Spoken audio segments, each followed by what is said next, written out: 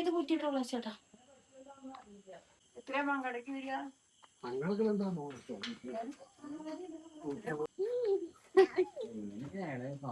വിളിച്ചതാ നാളെ ഒരു 10 മണിയാകുമ്പോ ഒരു അമ്മായിന്റെ എടുത്തോ നിങ്ങൾക്ക് ഇങ്ങനെ മാമന്റെ വണ്ടി ഇരിക്കേണ്ടി വരും. ഹായ്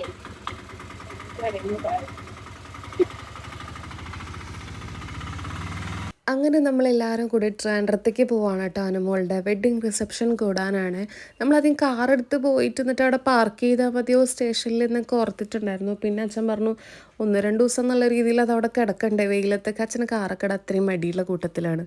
അപ്പോൾ ഞങ്ങൾ എന്ത് ചെയ്തു എന്നാൽ പിന്നെ ഓട്ടോന് തന്നെ പോകാം, എന്നാൽ പിന്നെ തിരിച്ച് വരുമ്പോഴും ഓട്ടോനെ അങ്ങോട്ട് കയറി പോരാലോ എന്നുള്ളത് ആലോചിച്ചു കേട്ടോ. ഒരു 2 മാസം മുന്നേ അനുമോള് വിളിച്ച് പറഞ്ഞപ്പോഴേ ഞങ്ങൾ ഭയങ്കര എക്സൈറ്റിംഗ് ആയിരുന്നു കേട്ടോ. ഏതൊക്കെ ഡ്രസ്സായിരിക്കും, എങ്ങനെയൊക്കെ ആയിരിക്കും സ്റ്റേജ് എന്നൊക്കെ ആലോചിച്ചിട്ട്. അപ്പം ഞാനും മുത്തശ്ശി എന്താ ഇങ്ങനെ ഇരുന്നിങ്ങനെ ഓരോന്ന് പറയുകയാണ്. കിടന്നുറങ്ങുന്നു മുത്തശ്ശി. ഒരു കുട്ടി നായയാണ് നോക്കട്ടെ. അല്ല വലിയ നായ കേട്ടോ, ഉറങ്ങണ്ട്. ഉറങ്ങാകൊണ്ട് പേടിക്കണ്ട. ആ മുത്തശ്ശിക്ക് പേടിയ നായനെ അങ്ങനെ പേടിയൊന്നുമില്ല. വലിയ കൊറേ എണ്ണം 5-6 ഒന്നിച്ച് വരുമ്പോ പേടി. ഇന്നലെ കണ്ടില്ലേ രാത്രി ആകുമ്പോ നമ്മുടെ അങ്ങാടിപ്പുറം റെയിൽവേ സ്റ്റേഷനിൽ നിന്ന് തന്നെ നമുക്ക് ട്രിവാൻഡ്രത്തേക്ക് രാജറാണി എക്സ്പ്രസ് ഉണ്ടല്ലോ. അപ്പോൾ പിന്നെ അതിനാണ് നമ്മൾ ബുക്ക് ചെയ്തിട്ടുണ്ടായിരുന്നത്. അങ്ങനെ അതിൽ കയറാൻ വേണ്ടി വെയിറ്റ് ചെയ്തിരിക്കുകയായിരുന്നു. കുറേ നേരമായി കാത്തിരിക്കണം. എനിക്ക് തോന്നുന്നു ഞങ്ങൾ ഇത്തിരി നേരത്തെ ആയോ എത്തിപ്പോയത് എന്ന് കേട്ടോ. ഇപ്പം രാത്രിന്നോ പകലെന്നൊന്നും ഇല്ല കേട്ടോ, അത്രയധികം ജനസാഗരമാണ് സ്റ്റേഷനിൽ. അങ്ങാടിപ്പുറം റെയിൽവേ സ്റ്റേഷനൊക്കെ പണ്ട് അധികം ആരും ഇല്ലാതെ അങ്ങനെ ഇരിക്കണമൊക്കെ ഇരുന്നു. ഇപ്പം ഞാൻ കാണുമ്പോൾ രാത്രി പകല് പോലെയാണ് കേട്ടോ ആൾക്കാർ. അത്രയും ആൾക്കാർ ട്രാവൽ ചെയ്യുന്നുണ്ടല്ലോ എന്നൊക്കെ ആലോചിക്കുമ്പോൾ കൊള്ളാലോ എന്ന് തോന്നി. അങ്ങനെ സ്റ്റേഷനിൽ എത്തി. അവിടെ നിന്ന് നമ്മൾ ഊബർ എടുത്തിട്ട് നമ്മൾ നേരെ ഹോട്ടലിലേക്ക് എത്തി. അങ്ങനെ പട്ടത്തുള്ള റോയൽ ഹോട്ടലാണ് കേട്ടോ നമുക്ക് വേണ്ടിയിട്ട് ബുക്ക് ചെയ്ത് തന്നിട്ടുണ്ടായിരുന്നത്. അപ്പോൾ അതാ നമ്മൾ അവിടെ എത്തി. ഭയങ്കര ബ്യൂട്ടിഫുൾ ആണ് കേട്ടോ ഈ ഒരു ഹോട്ടൽ. എനിക്ക് തോന്നുന്നു എല്ലാവരും ഇപ്പോൾ ട്രിവാൻഡ്രത്തൊക്കെ പോണവർ ബഡ്ജറ്റ് ഫ്രണ്ട്ലി ആയിട്ട് ഇപ്പോൾ നിങ്ങൾക്ക് ഇവിടെ സെലക്ട് ചെയ്യാം. ഞങ്ങൾ സ്വീറ്റ് റൂമാണ് സെലക്ട് ചെയ്തിട്ടുണ്ടായിരുന്നത്. അതുപോലെ തന്നെ ഇവിടെ തന്നെ ഇവരുടെ റെസ്റ്റോറൻറ്റും ഉണ്ട് കേട്ടോ. അമ്മ അതാ റെഡി ആവുകയാണ് ഇവിടെ. മുത്തശ്ശി റെഡിയായി കഴിഞ്ഞു. ഇല്ലല്ലേ, തലമുടി കെട്ടാണ്ട് ആണോ? അച്ഛനതാ അവിടെ നമ്മളൊരു 6:30 ആകുമ്പോ ഇവിടെ എത്തിട്ടോ. അതെ, ട്രെയിൻ ഇറങ്ങി റൂമിലെത്തി. അച്ഛൻ നല്ല സുഖനിദ്രയാണ്. കുളി കഴിഞ്ഞ് ഉറങ്ങി. ഇവിടുന്ന് ഒരു 10:17, 10:20 ആകുമ്പോഴാണ് ട്രെയിൻ ഉണ്ടായിരുന്നത് അങ്ങാടിപ്പുറത്തുനിന്ന്. അവിടെ ഞങ്ങൾ എത്തിയ ടൈം എന്ന് പറയുന്നത് ഒരു 6:30 ഏകദേശം ഒരു 6:30 സമയമൊക്കെ ആകുമ്പോഴാണ് നമ്മൾ എത്തിയിട്ടുണ്ടായിരുന്നത്. പിന്നെ 8 മണിക്കാണ് ബ്രേക്ക്ഫാസ്റ്റ് ഓപ്പൺ ചെയ്യുന്ന ടൈം എന്ന് പറഞ്ഞിട്ട് നമുക്ക് കോൾ വന്നിട്ടുണ്ടായിരുന്നു. അപ്പോൾ 8 മണിയാകുമ്പോഴേക്കും നമ്മൾ റെഡിയായി. ആകെ 2 മണിക്കൂറേ ഉറങ്ങാൻ പറ്റിയുള്ളൂ. ട്രെയിനിൽ നേരാണൊന്നും ഉറങ്ങാൻ പറ്റിയില്ലേ. അതിൽ മുത്തശ്ശി പറയാം, അമ്മയും ഞാനും മാച്ചിങ് ബ്ലൗസൊക്കെയാണ് അമ്മൂന്ന്. ഞാൻ മാച്ചിങ് അല്ല, ഞാൻ നോർമൽ ഒരു കുർത്ത പോലത്തെ ഒരു സംഭവം എടുത്തിട്ടുണ്ടായിരുന്നുള്ളൂ. കാരണം ഇപ്പോൾ ഹോട്ടലിൽ ഇപ്പോൾ ആര് കാണാനോ, റിസപ്ഷന് പോകുമ്പോൾ ഇത്രയും മെനയായിട്ട് പോയാൽ മതിയല്ലോ എന്ന് ഓർത്തിട്ട് ഞാൻ എന്നിട്ട് അമ്മയോട് പറയായിരുന്നു.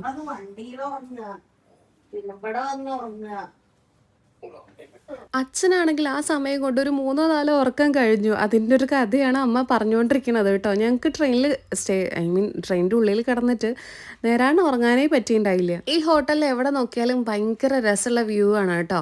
ഈ ഒരു കേട്ടൺ മാറ്റിയാൽ തന്നെ ഞാൻ ഇവിടുന്ന് കാണിച്ചു തരാം. അപ്പോൾ ഞാൻ മുത്തശ്ശിയോട് ഇങ്ങനെ എന്തോ പറയുമ്പോൾ തൊണ്ടയ്ക്ക് എന്നെന്തോ പറയായിരുന്നു. എന്താ സംഭവം എനിക്ക് ഓർമ്മ കിട്ടില്ല.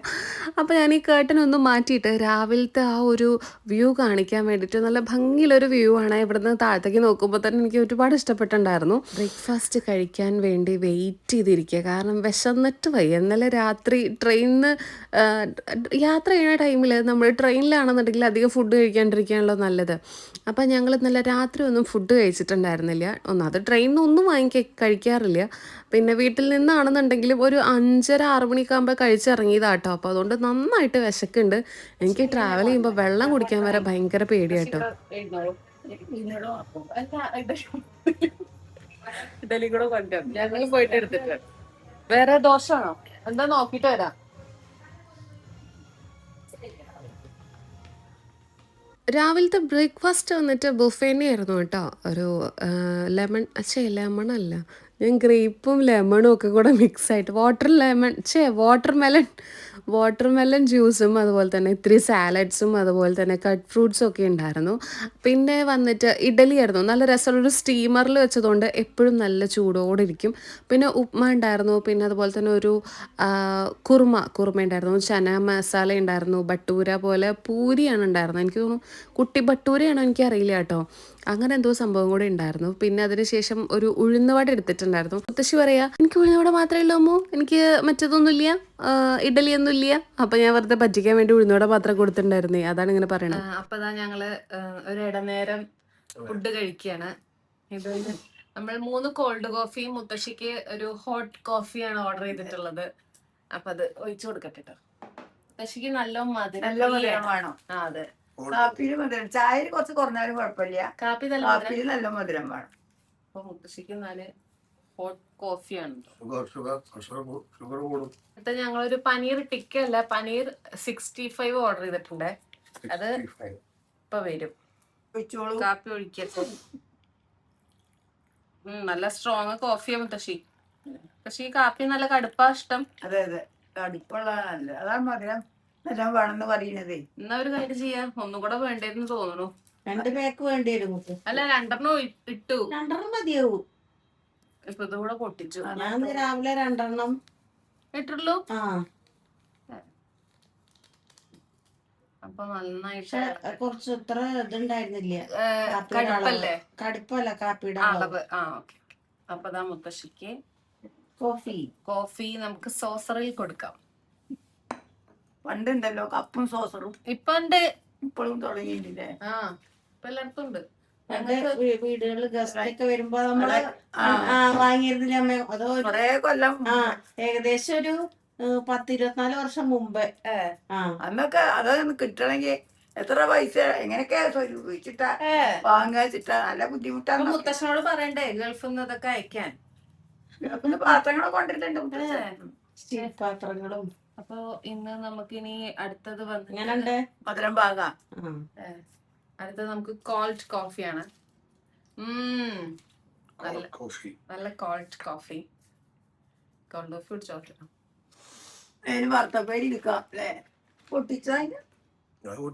പാകത്തിന് മധുരം. മധുരം പാകാണോ എനിക്കറിയില്ല. എനിക്ക് പാകാണ് മധുരം. അച്ഛൻ എന്തോ വറുത്തുപ്പേരിയൊക്കെ തരണോണ്ടിരിക്കണ്ടേ. അച്ഛൻ നല്ലോണം ഉറങ്ങി.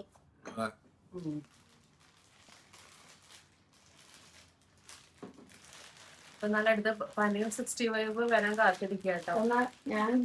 അമ്മ കുടിക്കുകയില്ലേ? ഓക്കെ. അങ്ങനെ നമ്മൾ ഓർഡർ ചെയ്തിട്ടുണ്ടായിരുന്ന പനീർ 65 എത്തിയിട്ടുണ്ട് കേട്ടോ. ഞാൻ മിക്കവാറും ഏതെങ്കിലും ഹോട്ടലിൽ ചെന്ന് കഴിഞ്ഞാൽ സ്നാക്സ് ആയിട്ട് പനീർ 65 ഓർഡർ ചെയ്യാറുണ്ട്. പക്ഷേ എനിക്ക് ഇത്രയും ടേസ്റ്റ് കിട്ടിയിട്ടുണ്ടായിരുന്നില്ല. കാരണം എന്താണെന്ന് വെച്ച് കഴിഞ്ഞാൽ ഇത് ഭയങ്കര രസമുള്ള ഒരു മസാല കോട്ടിംഗ് ആണ് കേട്ടോ. പിന്നെ ഞങ്ങൾ ഉച്ചയ്ക്ക് ഊണ് കഴിക്കാൻ വേണ്ടി ഭയങ്കര ടേസ്റ്റുള്ള ഒരു ഇലസദ്യയായിരുന്നേ. ഞാൻ വർഷങ്ങൾക്ക് ശേഷമാണ് ട്രിവാൻഡ്രത്തുനിന്ന് പിന്നെയും സദ്യ കഴിക്കണത്. ബോളിയും പായസവും 3 കൂട്ടം സദ്യയൊക്കെ ആയിട്ട്. നിങ്ങൾ ഓണത്തിന് ട്രിവാൻഡ്രത്ത് ഉണ്ടെങ്കിൽ എന്തായാലും പട്ടം റോയൽ ഹോട്ടലിൽ ഒന്ന് പോയി നോക്കൂ കേട്ടോ. പുതിയ സെറ്റ് മുണ്ടൊക്കെ കൊടുത്ത് സിസിയിലത്തെ ഓണക്കോടിയൊക്കെ കൊടുത്ത് എങ്ങടെ പോണേ? ഞാൻ കുറച്ച് ദിവസമായി വിചാരിക്കണു. അനിമോളുടെ റിസപ്ഷൻ ഉണ്ട്, അതിന് സെറ്റ് മുണ്ടാണ് ഞാൻ ഉടുക്കാൻ ഉദ്ദേശിച്ചത്.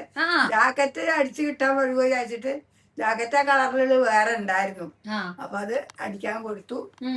അപ്പൊ ഈ ഡ്രസ്സാണ് എനിക്ക് ഇഷ്ടമായത്. അതെയോ? അപ്പൊ അങ്ങനെ നമ്മള് ട്രിവാൻഡ്രത്തിരിക്കുകയാണ്. അനുമോളുടെ റിസപ്ഷൻ കൂടല്ലേ? അതെ. എക്സൈറ്റിംഗ് ആണ് അനുമോളെ കാണാൻ. എന്താ അത്രക്ക് ഇഷ്ടാ. പിന്നെ അന്ന് കണ്ടപ്പോഴേ മുത്തശ്ശി സുഖല്ലേന്ന് കഴിച്ച് കെട്ടിപ്പിടിച്ചു. പിന്നെ ഞങ്ങൾ തമ്മിൽ അങ്ങോട്ടും ഇങ്ങോട്ടും കുറച്ച് സംസാരിച്ചു. അങ്ങനെ ഉമ്മയൊക്കെ കൊടുത്തിട്ടാണ് അന്ന് പിരിഞ്ഞത്. അപ്പൊ എന്തായാലും കല്യാണത്തിന് പിന്നെ വിളിച്ചു. അപ്പൊ പോവാതിരിക്കാൻ പറ്റില്ല. അപ്പൊ എന്തായാലും റിസപ്ഷൻ കാണാൻ പോവുകയാണ്. അതിന് പങ്കെടുക്കണം, എന്നിട്ട് നാട്ടിലേക്ക് എത്തണം. അപ്പൊ അതിന്റെ തയ്യാറെടുപ്പ് ഞാൻ അതിനായിട്ട് നന്നായി ഒരുങ്ങട്ടെ കേട്ടോ. എന്നുവെച്ചാൽ മുത്തശ്ശി ഉറക്ക ക്ഷീണമുള്ളതുകൊണ്ടേ അല്ലാതെ ഭംഗിയൊന്നും വന്നോളന്നൊന്നുമില്ല. ആയിക്കോട്ടെ മുത്തശ്ശി, ഉള്ള ഭംഗിയിൽ അങ്ങോട്ട് പോകും. അതെ. എന്തായാലും ഡ്രസ്സ് പുതിയതാണല്ലോ. അതെ മുത്തശ്ശി, അനുമോളെ കാണാൻ എക്സൈറ്റ്മെന്റില്ല. അതെ. അങ്ങനെ എല്ലാവരും വെൽ ഡ്രസ്സ് ചെയ്ത് ഞങ്ങളിതാ ഈ ഒരു ഹോട്ടലിൽ നിന്ന് വെക്കേറ്റ് ചെയ്ത് ഇറങ്ങുകയാണ് കേട്ടോ. ഇനി നമ്മൾ ഇവിടുന്ന് ഊബർ ബുക്ക് ചെയ്തിട്ടുണ്ട് കേട്ടോ. അപ്പോൾ ഇവിടുന്ന് നേരെ ഇനി ആ വെഡിങ് റിസപ്ഷൻ ഹാളിലേക്ക് എത്താൻ വേണ്ടിയിട്ട് ഒരു 4-5 കിലോമീറ്റർ മാത്രമേ ഉള്ളൂ കേട്ടോ. അപ്പം അങ്ങനെ എന്താ പറയുക, ഗിരിദീപം കൺവെൻഷൻ സെൻറ്റർ ആയിരുന്നേ ട്രിവാൻഡ്രത്തുള്ളത്. നജറയുള്ള ഒരു ഗിരിദീപം കൺവെൻഷൻ സെൻറ്റർ ആയിരുന്നു. നല്ല ഓഡിറ്റോറിയം, ഐ മീൻ ഹോളായിരുന്നു കേട്ടോ. എനിക്ക് ഭയങ്കരമായിട്ട് ഇഷ്ടപ്പെട്ടു. ഇവർ ഇവൻറ്റുകാരെ സമ്മതിച്ചേ പറ്റുള്ളേ. അത്രയും ഭംഗിയായിട്ട് നമ്മൾ വെൽക്കമിങ് ചെയ്യുന്ന സ്റ്റാർട്ടിങ് തൊട്ട് തന്നെ ഭംഗിയുള്ള ഇവരുടെ ഒരു വോളിൽ ഫുള്ള് ഇവരുടെ ഫോട്ടോസ് വെച്ചിട്ട് നല്ല രസമായിട്ട് ഒരു എസ്തെറ്റിക് മോഡലാണ് കേട്ടോ അവർ ചെയ്തിരിക്കുന്നത്. എനിക്ക് ഒരുപാട് ഇഷ്ടപ്പെട്ടു. ഞാൻ എന്നിട്ട് എന്തൊരു ഭംഗിയാണ്, ഏത് ഫോട്ടോ കാണുമ്പോഴും അയ്യോ എന്തൊരു ഭംഗിയാണ്. ഞാൻ ഇങ്ങനെ അമ്മയോട് കമൻട്രി പറയുന്ന രീതിയിൽ ഇങ്ങനെ കമൻറ്റ് പറയുമായിരുന്നേ. ഇനി നമുക്ക് അകത്തേക്ക് പോവാം.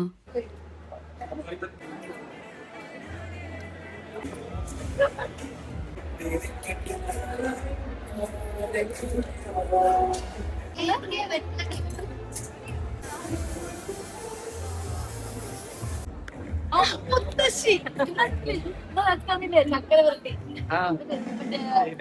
ജാക്ക് ഫ്രൂട്ട് ഇഷ്ടായോ? ഇഷ്ടായോ? ഇഷ്ടം ഞാനത് തീർത്തില്ല. ഞാൻ കുറച്ചേ കഴിക്കുള്ളൂ. കാരണം ഇടയ്ക്ക് തീർന്നു പോയി കഴിഞ്ഞാലേ തീർന്നാലും തരണേ മുത്തശ്ശി എനിക്ക്. പിന്നെ കണ്ണിമാങ്ങ, അതും എനിക്ക് ഒരുപാട് ഇഷ്ടമായിരുന്നു. അതെ എനിക്കിതൊക്കെ ഇഷ്ടം സാധനങ്ങളാണ്. Thank you. മുത്തശ്ശിയുടെ എല്ലാവിധ അനുഗ്രഹങ്ങളും തരണം. Okay, thank you. അനുമോളുടെ സ്വഭാവം എന്ന് പറഞ്ഞാൽ ഒരു ആർട്ടിസ്റ്റ് എന്നുള്ളതിൽ നിന്ന് മാറ്റി നിർത്തിയിട്ട് ഒരു പേഴ്സണാലിറ്റി പറയുകയാണെങ്കിൽ പോലും ഭയങ്കര ഡൗൺ ടു എർത്ത് ആയിട്ട് നമ്മൾ കൈൻഡ്ലി ആയിട്ട് നമ്മളോട് സംസാരിക്കും കേട്ടോ. നമ്മളെ വീട്ടിലെ ഒരു കുട്ടീനെ പോലെയാണ്. അതാണ് മുത്തശ്ശിക്ക് ഇത്രയും ഇഷ്ടം വരാൻ കാരണം കേട്ടോ. പിന്നെ നമ്മൾ ഫുഡ് കഴിക്കാൻ വേണ്ടി അങ്ങോട്ട് പോയി. അപ്പോൾ ഫുഡ് കഴിക്കാൻ പോയപ്പോൾ അവിടുത്തെ ഒരു ഇവൻറ്റിലെ ചേട്ടൻ പറഞ്ഞു, നിങ്ങൾക്ക് ഇവിടെ ഇല്ല കേട്ടോ, അപ്പുറത്താണ് VIP, അപ്പുറത്തെ സീറ്റിൽ നമ്മൾ അറേഞ്ച് ചെയ്ത് വെച്ചിട്ടുണ്ട്, അങ്ങോട്ട് വന്നോളൂ, നിന്ന് വാങ്ങിക്കേണ്ട കേട്ടോ എന്ന് പറഞ്ഞ്. അപ്പോൾ പക്ഷെ എന്നാലും നമുക്ക് ഓരോരോ ഫുഡ് എങ്ങനെയൊക്കെയാണെന്ന് എനിക്ക് നിങ്ങളോട് ഇവർ സെറ്റ് വൈസ് ചെയ്തിരിക്കുന്ന ഈ ഒരു ബേസ്മെൻ്റ് ഒക്കെ കാണിക്കാൻ വേണ്ടിയിട്ടാണ്. അപ്പോൾ ഞാൻ പറഞ്ഞു കുഴപ്പമില്ല, ഞങ്ങളിത് വാങ്ങിച്ചിട്ട് എന്തായാലും അവിടെ വന്നിരുന്ന് കഴിച്ചോളാം എന്ന് പറഞ്ഞു കേട്ടോ. എന്നിട്ട് ഇതാ മുത്തശ്ശിക്ക് എന്താ വാങ്ങിയിട്ടുണ്ടായിരുന്നു വെച്ചാൽ ദോശ, കുട്ടി ദോശ, ഒണിയൻ ഊത്തപ്പം, എല്ലാവിധ ഐറ്റംസും ഉണ്ടായിരുന്നു കേട്ടോ. ചായക്കടകൾ തന്നെ ഭംഗിയായിട്ട് സെറ്റ് ചെയ്തിട്ടുണ്ട്. ഒരു തമിഴ് സ്റ്റൈലാണ് കേട്ടോ. ചായക്കടയും കുട്ടി സ്നാക്സും എല്ലാം എനിക്ക് ഭയങ്കരമായിട്ട് ഇഷ്ടപ്പെട്ടേ. നല്ല രസമുണ്ട് കാണാൻ. മുത്തശ്ശി എന്നിട്ട് പറയായിരുന്നു എന്ത് രസമല്ലേ ചെയ്ത്, ഓരോന്നും നല്ല ഭംഗിയായിട്ട് അറേഞ്ച് ചെയ്തിട്ടുണ്ട്. മുത്തശ്ശിക്ക് ഇവിടുത്തെ കാപ്പിയൊക്കെ ഭയങ്കര ഇഷ്ടപ്പെട്ടു കേട്ടോ. പിന്നെ കോളിഫ്ലവർ ഫ്രൈ, അങ്ങനത്തെ കുറേ ഐറ്റംസ് സ്റ്റാർട്ടേഴ്സ് ആയിട്ടും അതുപോലെ തന്നെ മൊജിറ്റോ, ഫ്രഷ് ജ്യൂസുകൾ, അങ്ങനത്തെ കുറേ സംഭവങ്ങളൊക്കെ ഉണ്ടായിരുന്നേ. ഫുഡൊക്കെ പറയുകയാണെങ്കിൽ അടിപൊളി, പനീറും ചില്ലി ഗോപിയുടെ ഒക്കെ പല വെറൈറ്റി ഐറ്റംസ് ആയിരുന്നു കേട്ടോ. അങ്ങനെ നമ്മുടെ മേനകാമ വന്നിട്ടുണ്ടായിരുന്നു കേട്ടോ. ഞാനാണെന്നുണ്ടെങ്കിലും കുറച്ച് വർഷങ്ങൾക്ക് ശേഷമാണ് പിന്നെയും നേരിട്ട് കാണുന്നത്. മെസ്സേജിലൂടെ സംസാരിക്കാറുണ്ട് എന്നല്ലാണ്ട്, ടെക്സ്റ്റ് ചെയ്ത് സംസാരിക്കാറുണ്ട് എന്നല്ലാണ്ട് നേരിട്ട് കണ്ടിട്ട് കുറച്ച് വർഷമായിട്ടുണ്ടായിരുന്നു. അപ്പോൾ കണ്ടു, സംസാരിച്ചു, ഫോട്ടോ ഒക്കെ എടുത്തു, വിശേഷങ്ങളൊക്കെ പറഞ്ഞു നിന്ന് കഴിയുമ്പോഴേക്കും അനുക്കുട്ടി ഇതാ അടുത്ത കോസ്റ്റ്യൂം ഇട്ട് നല്ല ഗംഭീര ഒരു എൻട്രി ആയിട്ട് വരുന്നുണ്ട്. ശരിക്കും ഒരു പ്രിൻസ് ആൻഡ് പ്രിൻസസിനെ പോലെ തോന്നും കേട്ടോ. കണ്ടു കഴിഞ്ഞാൽ കണ്ണ് വെക്കാതിരിക്കട്ടെ. എല്ലാവരും ഭയങ്കര ബ്യൂട്ടിഫുൾ ആയിട്ടുള്ള ഒരു കപ്പിളാണ്. നല്ലൊരു മെയ്ഡ് ഫോർ ഈച്ച് അത് കപ്പിൾ എന്നൊക്കെ നമ്മളൊരു എക്സാമ്പിളൊക്കെ ആയിട്ട് പറയില്ലേ, അതേപോലെയാണ്. ഭയങ്കര അണ്ടർസ്റ്റാൻഡിങ് ഒക്കെയാണ് കേട്ടോ. നമുക്ക് കാണുമ്പോൾ തന്നെ അവരുടെ ആ ഒരു വേവ് ലെങ്ത് അറിയാം. അത്രയും ഭംഗിയായിട്ട് ഒരു 1000 വർഷത്തോളം നമ്മൾ ഒരാൾക്ക് വേണ്ടി പ്രാർത്ഥിക്കില്ല, അത്രയും നമുക്ക് പ്രാർത്ഥിക്കാൻ തോന്നുന്നത് ആ കുട്ടിയുടെ പെരുമാറ്റം നമ്മളോടും അങ്ങനത്തെ ഒരു രീതിയിലായതുകൊണ്ടാണ്. നമ്മളെ വീട്ടിൽ നമുക്ക് അത്രയും പരിചയമുള്ള, നമുക്ക് എന്ത് ഓപ്പണായിട്ട് അങ്ങോട്ടും ഇങ്ങോട്ടും സംസാരിക്കാനൊക്കെ പറ്റുന്ന ഒരാളായതുകൊണ്ടാണ് കേട്ടോ.